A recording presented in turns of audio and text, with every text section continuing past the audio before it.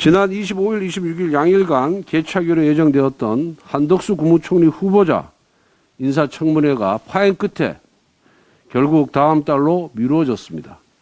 민주당과 정의당은 인사청문회 불과 하루 전날 일정 변경을 요청했습니다. 자료 제출 미비를 이유로 들고 있으나 의도적인 시간 끌기입니다. 한덕수 후보자는 이미 1,000건이 넘는 자료를 제출했습니다.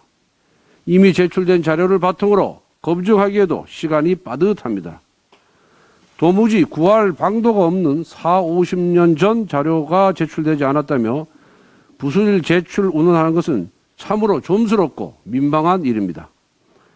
조국 전 법무부 장관 후보자 인사청문회 때를 생각해 보십시오.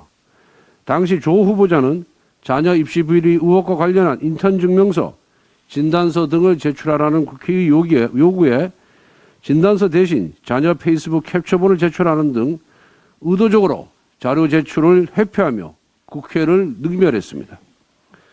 그럼에도 민주당은 애초 잘못된 자료 요구라며 조국 후보자 감싸기에만 급급했습니다. 민주당은 불과 2년 전 일을 잊은 것처럼 행동하고 있습니다. 이러니 내로남불 꼬리표를 뗄래야 뗄 수가 없는 것입니다. 민주당이 청문회를 보이콧하는 속내는 뻔합니다. 첫째, 당장 발등에 불인 검수완박법을 먼저 처리하자는 것입니다. 문재인 대통령 마지막 국무회의가 예정된 5월 3일 이전에 어떻게 해서든 법안을 통과시키는 데만 총력을 다하고 있습니다. 민생위기가 어떻든 국민이 어떻게 생각하든 안중에도 없습니다.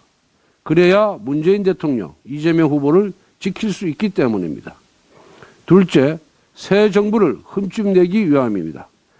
인사청문회가 파행되면 후보자에게 심각한 결함이 있다는 잘못된 인식을 국민들에게 심어줄 수가 있습니다. 새 정부가 능력과 전문성을 중심으로 후보자를 인선했음에도 의도적으로 후보자를 흠집내 새 정부에 무능 프레임을 씌우고 국민 불신을 부추기려는 관계입니다. 셋째, 거대 야당의 힘 과시입니다.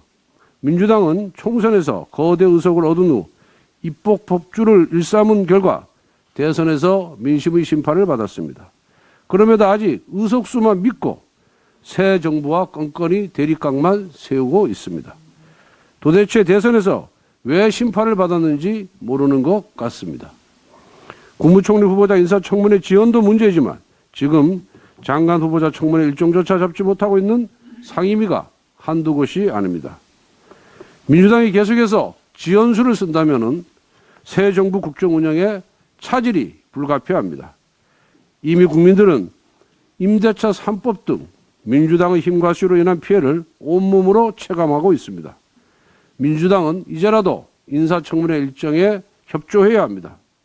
협치하라는 국민이 준엄한 명령을 더 이상 외면하지 말아야 합니다. 이상입니다.